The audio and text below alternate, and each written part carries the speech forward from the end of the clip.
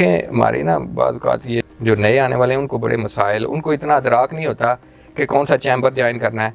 बिल्कुल तो मैं इस सिलसिले में ना मैं आज इंटरव्यू में मुझे क्या वजह है जब भी मुल्क में गैर आईनी सरगर्मियां हरकत में आती हैं तो आम की नजरें सबसे पहले वकला कम्यूनिटी की तरफ क्यों उठती हैं? हमारे जो जितने ये सियासी जमातें हैं अतः कि जितने मसलन जब जुडिशरी पे बुरा वक़्त आता है वो भी वकला का वो तामन मांगते हैं वकील, लेकिन जब वो इक़्तिदार में आते हैं या पावर में आते हैं तो सबसे पहले वो वकला का गला घोंटने की कोशिश करते हैं। ये बताएं पुलिस से खुश कौन है? कोई भी मुझे बता दें, चलें कोई भी। वो बात असल ये है कि देखें ना हमारा पुलिस का साथ अक्सर इंटरेक्शन कोर्ट्स में रहता है। वो आपसे ना FIR में बेगुनाह बंदे वो खुद पुलिस खुद कहेगी कि आप इसको भी नामजद कर लें। तो वो चीज़ें जब ट्रायल में आती हैं तो वो जो बंदा मेरिट पे या जिसके साथ नाइंसाफ़ी होती है तो वो बाद औक़ात पुलिस की इन कमज़ोरियों और इन जो अमाखतों की वजह से उसे बहुत ज़्यादा नुकसान होता है। अस्सलाम वालेकुम नाज़रीन, आपका मेज़बान अरशद चौधरी आज एक नए प्रोग्राम और एक नए मेहमान के साथ हाज़िर खिदमत है। आज मेरे साथ जो मेहमान शख्सियत मौजूद हैं वकालत के शुबे से रिलेटेड हैं, इनसे आपकी मुलाकात कराते हैं। जनाब मोहतरम जुल्फ़कार अहमद एडवोकेट साहब, अस्सलाम वालेकुम सर। वालेकुम अस्सलाम। कैसे मजाज हैं? बेहतरीन। बहुत शुक्रिया आप हमारे पास हमारे प्रोग्राम में तशरीफ़ लाए। मैं ARP न्यूज़ की टीम और आप सबका बड़ा मशकूर हूँ कि आपने मुझे इस काबिल समझा इनवाइट किया। बहुत शुक्रिया सर।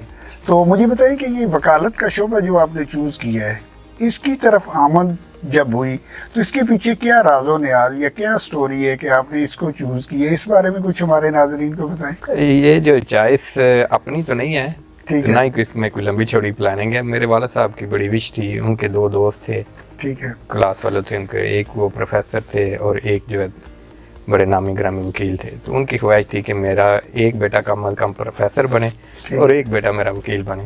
ठीक है। तो मैं पहले एजुकेशन से भी मुंसलिक रहा हूँ, इधर गवर्नमेंट डिग्री कॉलेज में लेक्चरार भी रहा हूँ।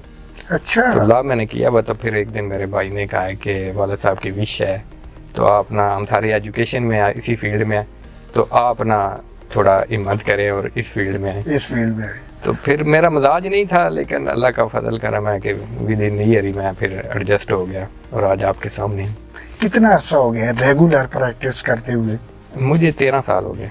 13 साल? हाँ जी। और मेरी खुशबख्ती है कि मैं जिस चैम्बर से मुंसलिक हूँ, मेरे उस्ताद गुलाम हुसैन गोंदल साहब, ठीक है, तो बड़े अच्छे और बहुत शफीक, बड़ा नाम है उनका। जी बड़े, मैं कहता हूँ वो एक सीनियर वकील होने के साथ एक बहुत बड़े इंसान थे, बड़े अजीम इंसान है। मेरा तो उनके साथ जो तल्लक है वो एक उस्ताद शिगिर का नहीं, एक बाप और बेटे का है। बेशक। तो अल्हम्दुलिल्लाह आज मैं उसी ऑफिस में बतौर इंडिपेंडेंट में प्रैक्टिस कर रहा हूँ। अच्छा। मेरे लिए ये भी बड़ी इज्जत की बात है।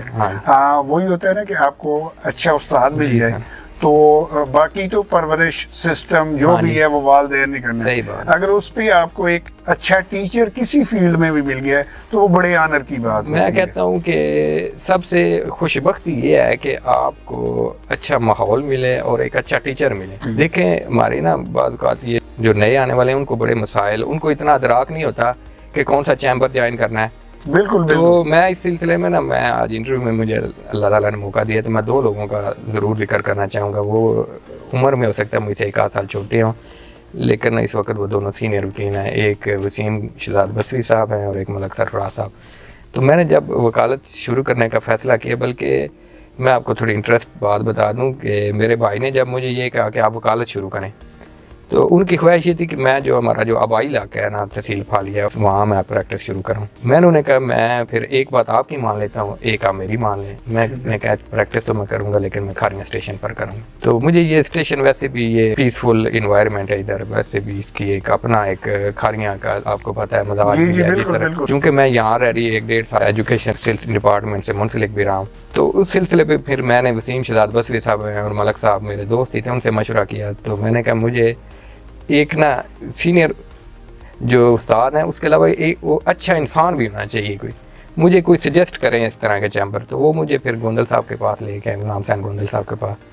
तो अल्हम्दुलिल्लाह मैं अभी तक यानी उन्हीं के ज़ेर साया भी हूँ और इंडिपेंडेंट भी हम अपना काम कर रहे हैं। मकसद ये कि आपके कहने का जो मेन मकसद है कि जब आप इस तरफ राग़िब होते हैं तो ये भी चीज़ें अकाउंट करें कि कौन सा चैम्बर जी, कौन से उस्ताद या किस कैटेगरी के बंदे हैं, या कौन से ऐसे लोग हैं जिनसे आपका मिलाप हो तो इन फ्यूचर आप अच्छे इंसान और वकील बन सकते जब हैं? देखे ना, जब बंदा कोई किसी फील्ड में आता है तो वो नौवार्द होता है, उसको इतनी बारीकियों का और बारीक बिनियों का नहीं पता होता, ठीक है। वो तो फिर उसको कई चीज़ें, चले उसके अज़म होता है, उसके अंदर बड़ी ख्वाहिश होती है कि मैं कामयाब वकील बनूं, कई चीज़ें हैं, लेकिन जो स्टडी है और जो प्रैक्टिस है ये दोनों बड़ी अलग अलग चीज़ें हैं।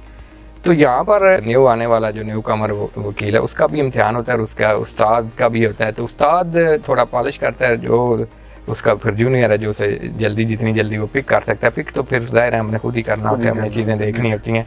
लेकिन मैं ये ज़रूर कहूँगा कि इस सिलसिले में ना उस्ताद का बड़ा अहम कलीदी किरदार होता है, शुरू में कम अज़ कम 1-2 साल। ठीक हो गया। जब पहला केस, ज़ाहिर प्रैक्टिस आपने की, उस्ताद के साथ काम किया, फिर बंदा इंडिपेंडेंट हो जाता है, क्या है। तो जब आपने पहला केस जीता, एक तो मुझे ये बताएं वो कौन सा था और उस वक्त क्या फीलिंग थी? अच्छा, इस बारे में कुछ बताइए। जो पहला केस है ना, वो मैं आपको बता, वो मेरा अपना केस नहीं था। अच्छा। वो मेरे सीनियर का भी केस नहीं था, वो हमारे कुलीग थे, उनकी ना अपील थी फैमिली। ठीक है। तो वो केस ना कोई इतना नीचे से, क्योंकि ट्रायल कोर्ट से अपलेट कोर्ट में गया हुआ था, तो वो होपफुल नहीं थे मेरे जो कुलीग हैं। तो वो कहते हैं कि कल ना मैं नहीं होगा, तो आप ना ये इस अपील में ना डेट ले लेना जज साहब से। ठीक है। मैंने कहा अगर मैं आर्गू कर दूँ तो कहते हैं देख लें। मैंने कहा छोड़ दें आप मुझ पर। अच्छा। फिर मैंने वो फाइल घर ले गया, मैंने सारी रात उसकी तैयारी स्टडी की, देखिए तो अल्हम्दुलिल्लाह फिर वो मेरे पहले आर्गूमेंट्स थे। अच्छा। तो जजेस को भी चले वो तय है, तो वो बड़े कन्विंस हुए। तो माशाल्लाह वो जो नीचे से जो हमारी कमी थी वो ऊपर जाके पूरी हो गई, अपील हमारी जो है वो एक्सेप्ट हो गई। तो मेरे सीनियर फिर बड़े वो कुलीग मेरे बड़े खुश हुए। तो दूसरा जो मेरा इंडिपेंडेंट केस था वो मेरा लोकल स्टेशन पे नहीं था। ठीक है, वो दूसरे स्टेशन पे था। अच्छा। तो उसमें ये था कि वो दीवानी केस था और बड़ा पेचीदा केस था, और जो मेरे अपोनेंट काउंसिल थे वो उस बार के प्रेसिडेंट थे। वो जब भी आते उनके साथ ना 4-5 उनके जूनियर हो, जिस तरह आपको पता है कि जब सीनियर जाता है तो थोड़ा वो रोब भी डालते हैं। जो प्रेसिडेंट बाहर होता है उसका अपना भी एक मकाम होता है, अपना भी रोब होता है। तो मैं अकेला आता था दूसरे स्टेशन से। उस केस में मैंने वाकई बड़ी मेहनत की, तो अल्हम्दुलिल्लाह उसमें भी फिर अल्लाह ताला ने कामयाबी दी और उसमें मुझे हकीकतन बहुत खुशी हुई। इसकी क्या वजह है, जब भी मुल्क में गैर आइनी सरगर्मियाँ हरकत में आती हैं तो आवाम की नज़रें सबसे पहले वकला कम्यूनिटी की तरफ क्यों उठती हैं? इसके पीछे क्या राज़ो नियाज़ है, इस बारे में कुछ बताइएगा। असल में थोड़ी देर पहले आपने बात की है कि वकला जो है ना वो कानून के रखवाले हैं। वकला सिर्फ कानून के नहीं, आइन के भी रखवाले हैं। जी बिल्कुल। मैं जो अपनी एक्सपेरिमेंट की बात बताता हूँ, चीफ जस्टिस इफ्तिखार चौधरी जब माजूल हुए तो उसके लिए सबसे पहले वकला निकले। जी बिल्कुल। और वो तहरीक जो है ना वो वकला की वजह से ही कामयाब हुई। तो उसके बाद ना अवाम की ना तवक्कुआत बहुत ज़्यादा वाबस्ता हो गई हैं वकला कम्यूनिटी से, सियासतदानों से थोड़े वो मायूस भी हैं। तो इसीलिए अभी भी यकीन माने आपके सामने ही है सारे हालात, तो अभी भी अवाम बहुत दूसरे जो जितने सेगमेंट हैं उनसे मायूस होकर वकला की तरफ देखते रहते हैं। तो वकला कोशिश भी बड़ी करते हैं, लेकिन असल में बाद वकला को भी इस्तेमाल किया जाता है। उस हमारे जो जितने ये सियासी जमातें हैं, ताकि जितने मसलन जब जुडिशरी पे बुरा वक़्त आता है वो भी वकला का वो तामन मांगते हैं वकील, लेकिन जब वो इक़्तिदार में आते हैं या पावर में आते हैं तो सबसे पहले वो वकला का गला घोंटने की कोशिश करते हैं। सबसे पहले जो भी आप देख लें, इफ्तिखार चौधरी साहब जब वो आए हैं पावर में, उन्होंने वकला के लिए कोई काम नहीं किया। उसके बाद अगर PMLN की गवर्नमेंट आई है ना, कि वो कहती थी, वो तो बड़े दावा करते थे कानून की हुक्मरानी का, और जी बिल्कुल। तो उन्होंने भी आके कोशिश यही की है कि इनको ना डिवाइड किया जाए।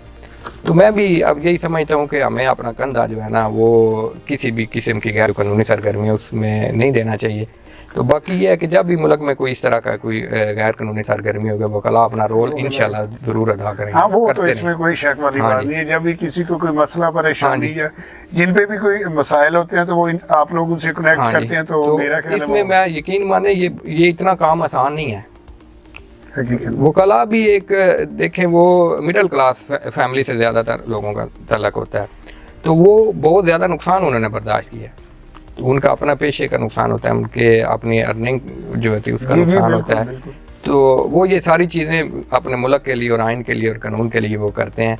तो शायद इसलिए वहाँ फिर उन्हें इन नज़रों से देखती है। अक्सर मैंने देखा है कि जो ग्रेजुएट वकला होते हैं जब वो इस शोबे से मुंसलिक होते हैं कुछ अरसे के बाद वो प्रैक्टिस छोड़ देते हैं और बाहर चले जाते हैं, इसके पीछे क्या राज़ो नियाज़ है, इस बारे में कुछ बताइए। असल में मैंने पहले भी बात की है कि स्टडी और प्रैक्टिस दो अलग अलग चीज़ें। हमारे यहाँ ना शॉर्ट टाइम पर अब हमारा मजाज हो गया, हम समझते हैं पीछे से हमारी फैमिली का दबाव। आप खुद देखें कि ये 5 साल का कोर्स है, पहले आपने इंटर करना है 5 साल, उसके बाद 2-3 साल आपकी इधर प्रैक्टिस में लग जाने हैं, एडजस्ट होने में लग जाने लेसन से। तो उस वक्त वो जो यंग लायर उसकी एज 25-26 साल हो जाती है, उसके अब फिर उस पर दबाव भी आ जाता है पीछे फैमिली से। बिल्कुल हकीकत। तो यहाँ बिल्कुल हालात थोड़े मुख्तलिफ होते हैं। अच्छा। यहाँ पर कदम जमाना कंपटीशन की फ़ज़ा है बहुत सख्त। जी बिल्कुल। तो फिर प्रॉपर उन्हें गाइडेंस नहीं होती। फिर मैंने वही कोई ऑफिस या चैम्बर जिधर कोई ज्वाइन करते हैं वहाँ बाद का तो उसको यूटिलाइज़ करते हैं, उनको अपनी सियासत के लिए इस्तेमाल करते हैं। तो इसलिए ना बाद का फिर फिर एक और बात है कि जो नए आने वाले वो कला हैं वो उस तरह की मेहनत भी नहीं करती जो इस फील्ड के लिए दरकार है। अच्छा अच्छा जी, ये फील्ड जो है ना ये मेहनत मांगती है। शुरू में 2-4 साल इसके लिए ना काफ़ी यानी मेहनत और वक़्त देना पड़ता है। अर्निंग जो है ना वो चले वो अल्लाह ताला वो फिर असबाब बना ही देता है। जब तक आप अपना जो अमली जो प्रैक्टिस है उसमें जब तक आपके कदम नहीं जमेंगे, अर्निंग जो है ना वो बाद का इशू है। तो एक दबाव ये भी होता है, इसलिए बाद औक़ात जो हमारे नए आने वाले हैं फिर वो इस फील्ड से वो छोड़ के किसी कारोबार से मुंसलिक हो जाते हैं, या फिर वो स्टडी वीज़ा लेके बाहर चले जाते हैं, या किसी फैमिली वीज़े पे बाहर चले जाते हैं। तो इस फील्ड में देखे कि बहुत कम लोग जो है ना वो फिर बहुत कम वकला जो है कामयाब होते हैं। मेरे पास ना 1-2 लेक्चरर आए हैं जिनका मैंने इंटरव्यू किया। अच्छा। तो उन्होंने बताया कि हमने लॉ किया हुआ है। तो मैंने कहा इतना अच्छा आपने शोबा चूज़ किया और फिर इसको, तो ये जो सेम आपने बताई है ना बात, वही बात है। दूसरी बात ये भी है कि कोई भी आप शोबा चूज़ करते हैं ये जिसमें आप न्यू इंटर होते हैं तो जाहिर सी बात है पहले 1-2 साल 3 साल उसको समझना पड़ता है, फिर जाके एडजस्टमेंट होती है। तो कुछ लोग मैंने देखा है कि वो इसलिए छोड़ जाते हैं, यानी कि उनका ये कह लें कि हौसला कम होता है या कैपेसिटी कम होती है, तो वो कहते हैं यार नहीं ये नहीं हो सकता, कोई और ही चेंज कर लो। ये भी वजह है मेरा ख्याल है। ये भी एक वजह है। मैं खुद आपको बताया लेक्चर आ रहा हूँ, तो मैं इस बहरहाल मेरी खुशबख्ती मैं फिर यही कहूँगा कि मैं एक अच्छे आफत से जुड़ा हूँ। असल में वही है। हाँ जी। तो मुझे शुरू में इतराक हो गया था, तो इसमें फिर ये है कि मैंने बड़ी जल्दी कोशिश की है। अच्छा। कि मैं जो सीखने वाली चीज़ें हैं, ड्राफ्टिंग मैंने सीखी है बड़ी जल्दी। तो ये चीज़ें होती हैं, फिर कई वो हमारे दोस्त हैं वो उस तरह आदी नहीं है मेहनत के। ये फील्ड थोड़ी मैंने पहले भी इसका तकादा है मेहनत का। और सबसे ये कि सिंसियर आपने अपने ना चैम्बर से रहना है, अपने सीनियर से रहना है। और ये एक और बात है कि सारे उस्ताद आपको नहीं सिखाते, आपने वो चल फिर के भी काम सीखना होता है आगे पीछे से। ठीक है, इसमें आपको ना आर महसूस नहीं होनी चाहिए। और दूसरा ये है कि कई नई बार जो लड़के आते हैं वो कोशिश, मैंने अगेन वही बात करूँ, उनका यही होता है कि जितनी जल्दी अर्निंग शुरू हो जाए बस। तो ये थोड़ा सब्र आजमा ये है। तो एक ये है कि जब आप इसमें एडजस्ट हो जाते हैं, जब फिर आपको इससे बेहतर मेरा नहीं ख्याल कोई और फील्ड आपको। जी बिल्कुल। हाँ, यही बात अक्सर देखने में आया है कि जितने भी केसेस होते हैं, कुछ केसेस होते हैं अगर आप रूल रेगुलेशन के मुताबिक करें तो मेरे ख्याल 1-2 माह 3 माह बाद वो ख़त्म हो सकते हैं। तो ये अक्सर मैंने देखा है केस भी छोटा होता है, ठीक है, और इतना उसमें इशू, लेकिन वो कला जो है उसमें लेट बड़ा कर देते हैं। इसके पीछे क्या बात है और कितनी सदाकत है इस बात में? नहीं, ये इसमें जो है ना सिर्फ वो कला का इशू नहीं है। अच्छा। तो ये हमारे सिस्टम में भी थोड़े मसाइल हैं। ठीक है। अभी आप कोर्ट विजिट करें, आप इधर एक फैमिली कोर्ट है, हमारे यहाँ एक ही फैमिली कोर्ट है, वहाँ मिनिमम 180-200 केस डेली जो है ना वो वहाँ फिक्स हैं हेयरिंग के लिए। तो हम बात का चाहते हुए भी हमारे मामला जो है ना वो इतनी जल्दी वो फिर सॉर्ट आउट नहीं होते। ठीक है। तो सिर्फ वकला को इसका इल्ज़ाम नहीं देना चाहिए, लेकिन मैंने हमारी तो ख्वाहिश होती है कि जितनी जल्दी वाइंड अप हो जाए, हम चलें अगर नए केस हम लेके चलें, तो उसमें हमारा कुछ सिस्टम भी ना, सिस्टम में उस तरह की ना इसको अपग्रेड नहीं किया गया। अभी भी हमारे वो सब जो है वो उनकी तामील का सिस्टम, समन नोटिस, वो पुराने तरीके से चल रहा है। तो यहाँ हमारी जो वो डिफेंडेंट की तलबी में ही 3-4 माह लग जाते हैं। फिर आगे केस एविडेंस में जाता है, कभी वो स्ट्राइक आ जाती है, कभी जज साहब नहीं है, कभी डिफेंडेंट नहीं है, कभी जो कोई है ना वो कोई इशू क्रिएट, इस तरह ना ये फिर वो थोड़ा टाइम जो है ना इसी तरह मेन ये है कि जो बात हाँ जी। सुनी जा रही है कि वकील साहब वेट करते हैं, इसमें इनका कोई इशू नहीं है। वकला, मेरा नहीं ख्याल, वकला की तो कोशिश ये थी जितनी जल्दी हो सके वो अपना ना वो मामला समेटे। हमारे मुल्क में लाकानूनियत की क्या वजह है, इस बारे में कुछ बताइएगा।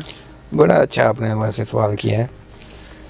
मेरा जो 45 प्लस मेरी एज हो चुकी है, ठीक है, तो मैं समझता हूँ कि हमारी कोई भी हुकूमत जो उसकी ये जो कानून की हुक्मरानी या इंसाफ फरामी, ये उसकी प्रायोरिटी ही नहीं रही। जी बिल्कुल बिल्कुल। लाकानूनियत क्या देखे, अगर एक ईमानदार SHO किसी एरिया में आ जाए तो क्या वो विद इन डेज उसको सारी पता नहीं, उसको सारी जी बिल्कुल। अभी आपके इलाके में पिछले दिनों काउंटर में एक पुलिस वाला जो है ना वो हाँ शहीद बिल्कुल हुआ। बिल्कुल, तो उसका तो उन्होंने 10 दिन साफ कर वो दिया। हज केस बना जी था जी, जो तो वो देख लें जब 24 हाँ घंटे में जी, क्लियर हो तो गया। क्या उनको इनके पास ये वसाइल या रिसोर्सेज नहीं है, सारा कुछ है, लेकिन मैं समझता हूँ इनकी ये प्रायोरिटी नहीं है। तो जिस माशरे में इंसाफ नहीं होगा, सज़ाएँ नहीं होंगी, इन टाइम सज़ाएँ नहीं होंगी, तो वो फिर लाकानूनियत की तरफ ही जाएगा। बड़ी वजह मैं यही समझता हूँ कि जो वक़्त के हुक्मरान हैं उनकी ये प्रायोरिटी नहीं रही, कभी भी नहीं रही है। उनका यही है जितने ये ऐसे ही हालात चलते रहे, वो डांग टपाओ पॉलिसियों के साथ, उनके अपने ही मामलात में वो फारग नहीं होते। हमारी आम आवाम की तरह, हाँ जी, इधर उनके वो तवज्जो ही नहीं दे रहे हैं। तो चाहे तो क्यों नहीं हो सकते, सारे मामलात हो सकते हैं। अगर ये उनका जाती था हो गया तो बाकी तो इतना मुश्किल कोई मुश्किल काम नहीं है। हाँ जी, तो मैं तो समझता हूँ कि अभी अल्लाह का बड़ा लाख लाख शुक्र है कि हमारे पास सिस्टम मौजूद है। सिस्टम थोड़ा बहुत डिलीवर कर रहा है, अगर 100% नहीं कर रहा 50% डिलीवर कर रहा है। इस वजह से भी ना हमारे जो है ना ये हालात कुछ कंट्रोल में है।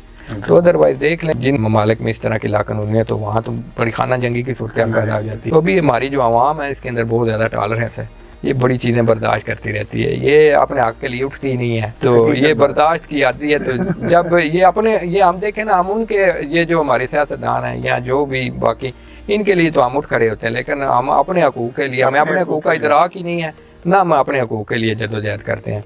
तो जब हम उठेंगे और देखेंगे चीज़ें तो ये ठीक हो जाएंगी। आपकी नज़र में बतौर वकील काम करना आसान है या मुश्किल है, इस बारे में कुछ बताइए। जो वकालत का पेशा है ना, इसके ना थोड़े लवाजमात और इसकी डिमांड्स कोई मुख्तलिफ हैं। ठीक है, जब आप काम सीख जाते हैं फिर तो कोई काम मुश्किल नहीं रहता। ज़ाहिर सी बात। हाँ जी, तो इसके लिए मैं अगेन कहूँगा कि ये जो फील्ड है ना, ये कम हिम्मत लोगों की और जो सुस्त लोगों की फील्ड नहीं, ये विजिलेंट लोगों की, एक्टिव विजिलेंट मेहनती और जिनके अंदर ना शौक़ हो, मुतालिया जो करते हो, ये उनकी फील्ड है। तो अगर ये सारी चीज़ें हो तो कोई ये शुरू में चंद साल मुश्किल होते हैं, फिर बंदा जब आ जाते हैं चीज़ें उसके फिर वो रूटीन में वो करता रहता है। लेकिन ये है कि ये रेगुलर, ये इसमें ना हमारी जो स्टडी रेगुलर है, इसमें हमें हर वक्त विजिलेंट रहना चाहिए। नए आने वाले जो अमेंडमेंट्स हैं, जो कवानीन है, सब से हमें हर वक्त बाखबर रहना चाहिए। तो ये इस तरह की फील्ड है कि इसमें आप विजिलेंट रहना है, आपने मुतहर्रिक रहना है आपने, क्योंकि देखें कानून में अमूमन तब्दीलियाँ आती रहती हैं। इसी तरह हमारी जो फील्ड है ये कवर तकरीबन तमाम जो फील्ड हैं या जितने ये अलूम हैं उनको भी ये कवर करती है। बिल्कुल देखें हमारे जो फौजदारी केसेस हैं उसके अंदर बाज़ उसमें आपके रेवेन्यू के भी आ जाते हैं, मेडिकल के चीज़ें आ जाती हैं, कई चीज़ें आ जाती हैं। तो अच्छा जो वकील है उसको कम अज़ कम बुनियादी नॉलेज, हर इल्म जो है ना, हर ये तमाम इल्म उनका कम अज़ कम बुनियादी इल्म उसे ज़रूर होना चाहिए। तो इसके लिए फिर उसको मेहनत की ज़रूरत है, उसको मुताले की ज़रूरत है। तो ये चीज़ें हैं, तो इंशाल्लाह ये जब चीज़ें आ जाती हैं तो फिर एतमाद भी आ जाता है, कॉन्फिडेंस भी आ जाता है, फिर चीज़ें आसान हो जाती हैं उसके जो भी, यानी मकसद है कि इसकी रिक्वायरमेंट है जी, अगर वो पॉजिटिव तरीके से करता है तो कोई मुश्किल नहीं है। कोई मुश्किल नहीं है, मुश्किल कोई नहीं होती, बल्कि यकीन माने ये फिर जब ये शुरू के चंद साल मुश्किल हैं। अगर आप इस पेशे से आप मुखलस हैं तो एक वक्त आता है कि आप इसको एंजॉय करते हैं, लेकिन एंजॉय के लिए ना आपको पहले कुछ स्ट्रगल करनी पड़ेगी। ये देखने में अक्सर आया है पुलिस का वकीलों के साथ रवैया अच्छा नहीं होता। इसमें बारे में कुछ बताएं कि क्या बात है ऐसी जो कि ये अक्सर बेशतर आप लोगों से इनकी नाराजगी रहती है, क्या वजह है ये बताएं, पुलिस से खुश कौन है? नहीं कोई भी मुझे बता दें, चलें कोई भी। वो बात असल ये है कि देखें ना, हमारा पुलिस का साथ अक्सर इंटरेक्शन कोर्ट्स में रहता है, ठीक है। तो यकीन माने पुलिस जो है ना, कुछ अच्छे लोग भी हैं लेकिन ज़्यादातर लोग जो है ना वो लोगों के जो वो मेरिट नहीं करते हैं, ठीक है। यकीन माने इतनी वो नाइंसाफ़ियाँ करते हैं और कई मामलात हैं। फिर इनका अमूमी रवैया बड़ा सा खराब होता है। आप थाने चले जाएँ आपके साथ, जी जी जी बिल्कुल ठीक है जी, तो हमारे साथ भी उनका फिर यही एक वो क्लैश रहता है। अक्सर हम यही कहते हैं यार इसका आपने ना, इस केस का आपने सत्यानाश कर दिया, इसको आपने इंसाफ दिलाने के लिए जो आपको चाहिए थी वो आपने कोशिश ही नहीं की है। यकीन माने खुद जब कोई बंदा आपके जाते हैं थाने, वो कोई जायज़ काम के लिए जाते हैं तो उसका भी वो एप्लीकेशन वो नहीं ले रहे होते हैं जी बिल्कुल। बाद का फिर लोग जो है ना, अगर जब मशवरा देंगे कहेंगे चलो जी एदे नाल दसो और किन नामजद करना है, वो आपसे ना FIR में बेगुनाह बंदे, वो खुद पुलिस खुद कहेगी कि आप इसको भी नामजद कर लें। तो वो चीज़ें जब ट्रायल में आती हैं तो वो जो बंदा मेरिट पे या जिसके साथ नाइंसाफ़ी होती है तो वो बाद औक़ात पुलिस की इन कमज़ोरियों और इन जो हमाकतों की वजह से उसे बहुत ज़्यादा नुकसान होता है। तो हमारा भी फिर अक्सर इसी वजह से उनके साथ होता है, अदरवाइज तो हमारा उनके साथ कोई ज़ाती क्लैश तो नहीं है। लास्ट पे जो नए आने वाले स्टूडेंट हैं उनको कोई पैगाम देना चाहिए जो इस पेशे से मुंसलिक होना चाहते हैं या इस यानी वकालत का कोर्स या इसमें एडमिशन लेने के, वालिदैन की तरफ मैं कहूँगा कि पहले वो देखें कि ये जो वकाला की फील्ड है या वकालत की, इसकी क्या क्या रिक्वायरमेंट्स है, क्या हमारा बेटा उस पर पूरा उतरता है, ये चीज़ें देखनी चाहिए। बहुत अच्छी बात। हाँ जी, पहले तो वो देखना चाहिए बच्चे के अंदर वो सलाहियत मौजूद है, क्योंकि अब जो है ना ये 5 साल का कोर्स है इंटर के बाद, उसके बाद 2-3 साल के, ये ज़िंदगी के ना 8-10-12 साल जो है ना वो आपने इस पेशे को देने हैं। अगर आपका मजाज ही ऐसा नहीं है, आपके अंदर इस फील्ड में आने के लिए जो इसकी रिक्वायरमेंट्स हैं वो सलाहियतें आपके अंदर मौजूद नहीं है, आप एजिटेशन का शिकार है, फिर तो आप इस फील्ड में नहीं हो। इसके लिए मेरी जो ये है कि खुद मेहनती होना चाहिए बंदे के अंदर, पढ़ने का जज्बा हो, थोड़ा हिम्मत वाला भी हो, तो इस तरह। बाकी ये है कि जब वो फील्ड में आता है तो उसके तकाज़े और हैं। बेहतर ये है कि इस एडमिशन लेने से पहले वो किसी सीनियर वकील से वो खुद भी कंसल्ट करे, वो अपने वालिद के साथ पेश हो जो इनके, क्योंकि इसकी रिक्वायरमेंट बाकी जो पेशियों से थोड़ी सी मुख्तलिफ है। तो इसमें अगर एक बंदा नाकाम हो जाता है तो वो फिर उसके पास ना सेकंड चॉइस बहुत कम होती है। एक उस वक्त उसकी एज भी 30+ तक वो चला जाता है। बिल्कुल बिल्कुल। तो फिर वो मायूस हो जाता है। आपके सामने बहुत सारी ऐसी मिसालें हैं। मैं तो बीइंग उस्ताद यही मशवरा दूंगा कि ये सोच समझ कर नहीं इस पेशे की तरफ आना चाहिए। हाँ, ये नहीं है कि ये अगर आप आएँ आपके अंदर ये चीज़ें मौजूद हैं, मेहनत कर सकते हैं, आप वक़्त दे सकते हैं, आपके अंदर शौक़ है, आपके अंदर जज्बा है, तो बड़ी जल्दी आप सीख जाएंगे। तो इसमें लेकिन ये है कि थोड़ा सब्र आजमा ये है, तो वो ये सारी चीज़ें ध्यान में रखनी चाहिए। बहुत बहुत शुक्रिया, आप हमारे पास आए, आपकी बातों से मैंने बहुत कुछ सीखा है, बहुत सारी नई इन्फॉर्मेशन मिली है। ठीक है, मुझे उम्मीद है कि हमारे नाजरीन ने भी बहुत सारी हमारा प्रोग्राम देख के चीज़ें सीखी होंगी। आपकी आमद का बहुत बहुत शुक्रिया सर। आपका शुक्रिया, आपने हमें एक बड़े खूबसूरत माहौल में हमने खुल के थोड़ी बातें करनी। चलें, कोशिश यही हुई है कि नए आने वाले जो हैं वो इससे कुछ सीख लें, कुछ चीज़ें देख लें। बहुत मेहरबानी, शुक्रिया। थैंक यू सर, बहुत शुक्रिया।